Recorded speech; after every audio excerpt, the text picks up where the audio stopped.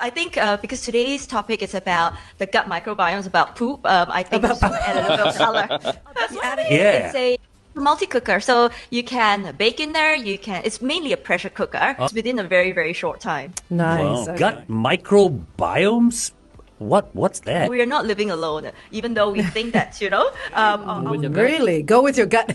I like that. Yes, like a gut feeling kind of thing. Yes. Oh, wow. Whether it's symbiotic or not, how well they live together. So if you can, and all kinds of lentils are good, but this recipe calls for tortile, charred tamarind.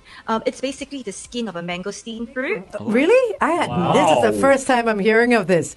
How does this save lives? Because they study the healthy samples, or I Not about it. Bibi, you have kick-started our week with some thought-provoking topics. Hear that, people? You heard? You can order kits like that to help you, find out a little bit more about your gut.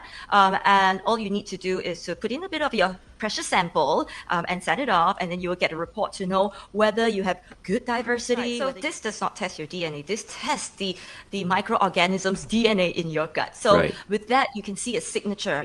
Although you can see signatures of it, you cannot say that it increases risk. Yes, but I actually want to see how she makes the rasam. He wants to actually see the rasam. Okay, yes, we want to see the rasam. Thank you so much, Bibi, for joining us. Thank you, everybody. See you next week.